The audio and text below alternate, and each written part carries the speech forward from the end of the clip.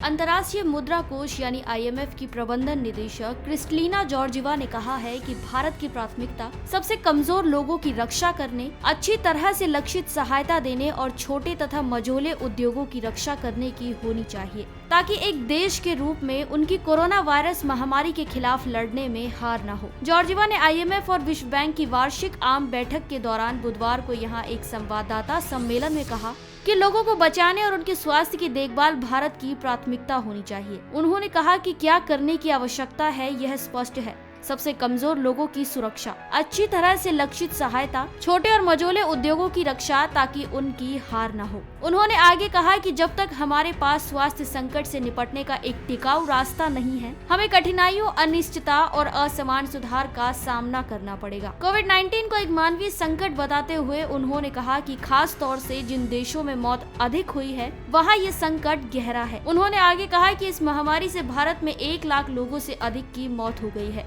Georgieva ने कहा कि इसलिए लोगों को बचाने और उनकी सेहत पर ध्यान देने की प्राथमिकता होनी चाहिए। उन्होंने कहा कि भारत ने अपनी क्षमता के अनुरूप उपाय किए हैं, 2% राजकोषीय उपाय और गारंटी के रूप में 4% राहत, लेकिन प्रत्यक्ष राजकोषीय उपाय नहीं किए गए। उन्होंने कहा इससे मदद मिलती है, लेकिन जब आप विकसित अर्थव्यवस्था की क्षमताओं को देखते हैं या कुछ अन्य उभरते बाजारों के उपायों को देखते हैं तो यह कुछ हद तक कम है। हम इस साल भारत में बेहद आश्चर्यजनक रूप से GDP में 10% का संकुचन देख रहे हैं। जॉर्जिवा ने कहा कि भारत की एक जीवंत अर्थव्यवस्था थी, इसलिए भारत को इस पर बेहतर तरीके से काम करना चाहिए। हमारी आज की इस रिपोर्ट में बस इतना ही।